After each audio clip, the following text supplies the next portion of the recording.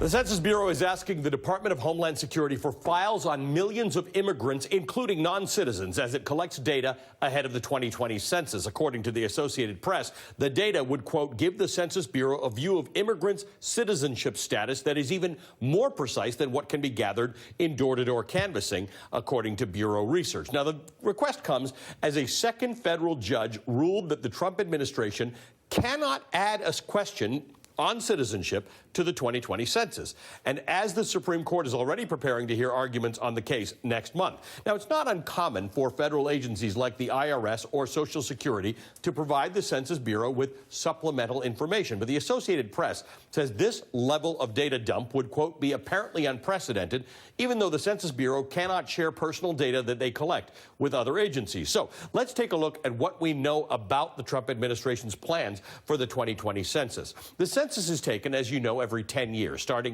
in 1790, by the way. It's mandated by the Constitution, and the results determine the number of congressional representatives in each state and how federal funding is allocated for resources like roads and bridges. 2020 is going to be the first year that all residents will be able to fill out the census online, which the Bureau hopes is going to increase responses and save time and money. Paper forms will still be available, however.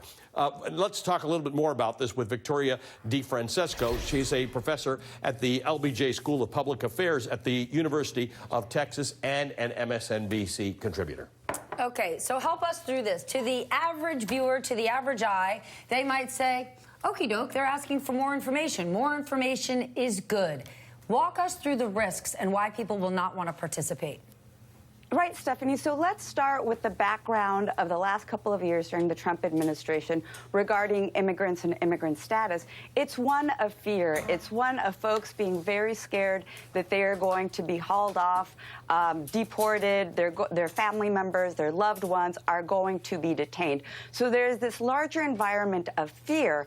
And when you take an already very fearful population and you ask them to give you sensitive information, namely what their immigration status is, that pushes folks further and further into the shadows, which then means folks are not going to be answering the census, and they're just going to be ignoring it and saying, I'm too scared to answer it.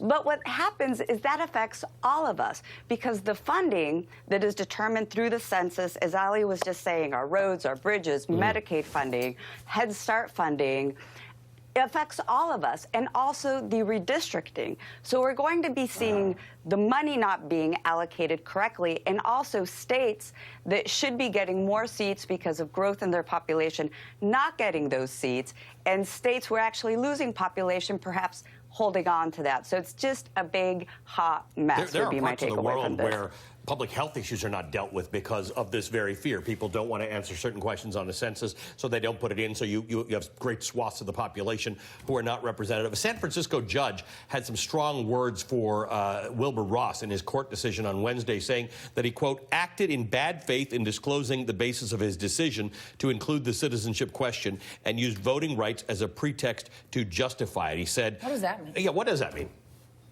So the Voting Rights Act, Wilbur Ross said that one of the reasons they wanted to include the citizenship question was to get a better statistical handle on the voting age population to then go ahead and strengthen the Voting Rights Act. I don't know how they ultimately can connect the two. There are a lot of ways to strengthen the Voting Rights Act and to make voting easier. I don't think this is one way. And let me just speak as a survey researcher. The Survey Research 101 is you simplify survey instruments to maximize response rates. That's what you do. And what they're doing here is making it infinitely more complicated. So folks are not going to be answering. And the fact is that there have been two instances in the past where the Census Bureau has shared information. The first one was Japanese internment. The second one was after 9/11 for Arab Americans. So add that to this fearful immigrant rhetoric that we see in the Trump administration, and people are not going to fill this out. Victoria, good to talk to you on this. Thank you. It's a big issue. It's important that we discuss it. Victoria DeFrancesco is a professor at the LBJ School of Public Affairs at the University of Texas.